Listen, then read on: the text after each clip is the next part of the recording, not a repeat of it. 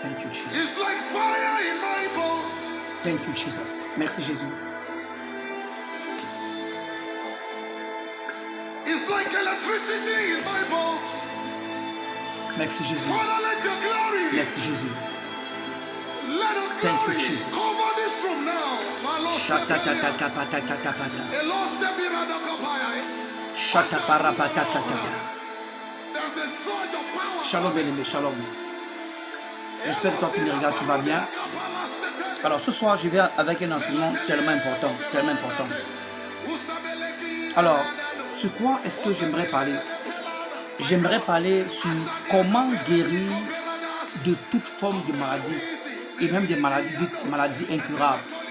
Comment guérir de toute forme de maladie et même des maladies dites maladies incurables. Alors, avant d'entrer dans l'enseignement, je vais donner un petit témoignage. Je me souviens encore quand j'étais encore un païen, un mondain, quand j'étais un homme qui vivait selon les penchants de mon cœur, l'immoralité, vol, mensonge, abomination, des choses bizarres. Alors, à cette époque de ma vie, j'étais un jeune comme tout le reste, mais j'avais des problèmes de santé. J'avais des problèmes de santé. J'avais des maux de dents qui me faisaient mal constamment. J'avais des maux d'estomac. Je faisais des cauchemars. J'avais des couches de nuit. Mais arrêtons-nous sur les maladies physiques qu'on pouvait voir de manière palpable et tangible, parce que je me souviens à l'époque, ma mère, quand elle avait ses économies, elle dépensait toutes ses économies pour soigner mes dents. J'avais les dents qui se cassaient. Allez. J'avais les maux d'estomac qui me rongeaient et constamment, ça n'allait pas. Alors, peu importe les médicaments que je pouvais prendre à cette époque-là, ça n'allait pas. Et autour de moi, je pouvais voir des gens être malades. Et je me disais, mais est-ce qu'il est possible de guérir de cette maladie? J'ai eu des gens qui sont morts de maladies incurables. J'ai eu des amis, des connaissances qui sont morts de maladies incurables. Mais quand j'ai reçu Jésus-Christ comme Seigneur Sauveur, j'ai compris que ceux qui mouraient de maladies dites incurables mouraient gratuitement. Elles mouraient pour rien. Alléluia. Elles mouraient pour rien. Alors, pendant ces enseignements, je vais t'expliquer comment faire pour guérir de toute forme de maladie, que ce soit le cancer, que ce soit le sida, que ce soit l'hépatite, que ce soit, quel que soit le type de maladie. Alors, je vais comme ça te donner, pendant mon enseignement, l'origine de la maladie, comment est-ce que la maladie a fait pour le monde et comment est-ce que Dieu a fait pour détruire le pouvoir de la maladie. Alléluia. Alors, avant de commencer, la chose première qu'il faut faire pour être guéri de toute forme de maladie, c'est d'abord d'être un born again. C'est d'abord d'être né de nouveau. C'est d'abord d'accepter le sacrifice que Jésus-Christ a fait à la croix. C'est d'abord accepter Jésus-Christ comme Seigneur Sauveur. Tout commence par là. Alors, quand tu vas voir dans le livre de Jean chapitre 1 à partir du verset 12, il dit à tous ceux qui ont reçu Jésus-Christ, à tous ceux qui ont reçu la parole, cette parole, ça donne quoi? Le pouvoir de devenir enfant de Dieu, lesquels sont nés, ni de la volonté humaine, ni de la chair, mais de Dieu. Alléluia. Il dit que ceux qui ont reçu la parole de Dieu, ceux qui ont cru à la parole de Dieu, cette parole leur donne le pouvoir de devenir enfant de Dieu. Alors ici, je vais m'attarder sur le mot pouvoir.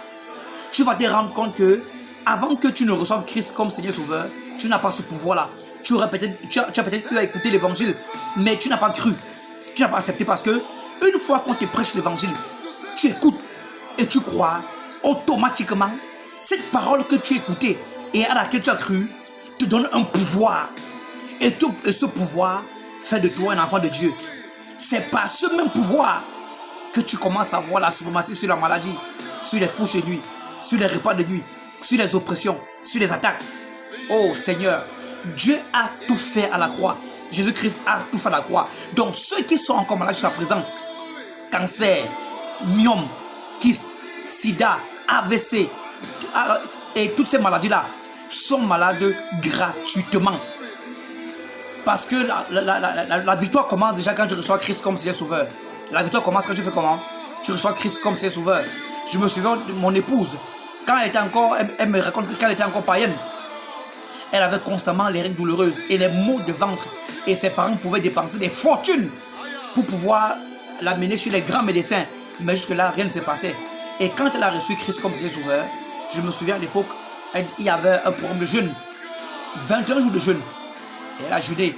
Au cours des 21 jours de jeûne, elle dit qu'elle a fait un songe. Et dans ce songe-là, elle devait grimper colline. La colline qui symbolise là, le niveau spirituel qui monte. Et avant de grimper, elle a vomi en bas de la colline. Et c'était une malle de pus. C'est comme ça que le mal a disparu. Donc tu vas voir dans le reste de l'esprit, elle pourrissait de l'intérieur. Plusieurs personnes qui sont malades ont des maladies qu'on appelle les maladies spirituelles. Alléluia. Tu vas voir, la médecine va tout faire, elle va rien faire. Va tout essayer, mais sans succès. Mais une fois que tu viens à Christ, Jésus-Christ qui est le docteur par excellence, il apporte la guérison là où il n'y a pas de guérison. Alors, ceux qui reçoivent, ceux qui écoutent l'évangile et qui croient, automatiquement reçoivent une puissance. Et cette puissance-là, c'est elle qui les permet d'avoir la suprématie sur la maladie, la suprématie sur les oppressions, sur les blocages, sur les couches de nuit, sur les repas de nuit. Aussi longtemps que tu n'as pas Christ, si tu veux, utilise les fétiches, prends les médicaments, fais les gris-gris. Ça ne va rien faire. Alléluia. Je m'adresse à toi ce matin. Peu importe l'heure à laquelle tu écoutes ce direct, je m'adresse à toi qui m'écoutes. Si tu es malade, si tu as une maladie qu'on a dit maladie incurable, écoute-moi. Jésus-Christ est capable de te guérir.